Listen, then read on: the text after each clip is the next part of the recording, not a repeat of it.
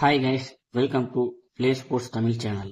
இன்னைக்கு என்ன பார்க்க போறோம் அப்படின்னா, June 12 football world cup start ஆக போகுது.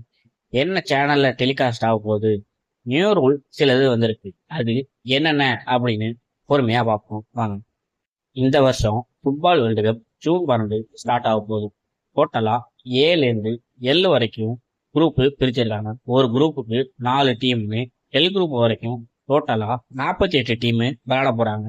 அந்த டீம் லீக் மேட்சஸ் ஆடி அப்புறம் round of 32, quarter final, semifinal, கடைசியா ஃபைனலோட மேட்ச் முடியும்.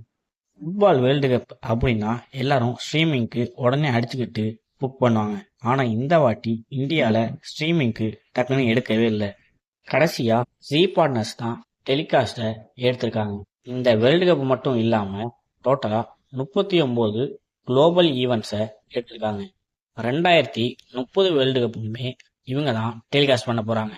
முன்னாடிலாம் சப்ஸ்டியூட்க்கு ரொம்ப நேரம் எடுப்பாங்க. ஆனா இப்போதைக்கு 10 செகண்ட்ல சப்ஸ்டியூஷன் சேஞ்ச் பண்ணணும். பால் அவுட் போயிடுச்சு அப்படின்னா த்ரோ இன், ஃப்ரீ கிக் அதெல்லாம் கரெக்டா 5 செகண்ட்ல அடிச்சிருக்கணும். இது வரைக்கும் கிறிஸ்டியானோ ரொனால்டோ வேர்ல்டு கப்பை வின் பண்ணதே இல்லை. இந்த வாட்டி ரொனால்டோ வின் பண்ணா நல்லா இருக்கும். இந்த வீடியோவை ஃபுட்பால் பார்க்குறவங்க ஃப்ரெண்ட்ஸ்க்கு ஷேர் பண்ணுங்க.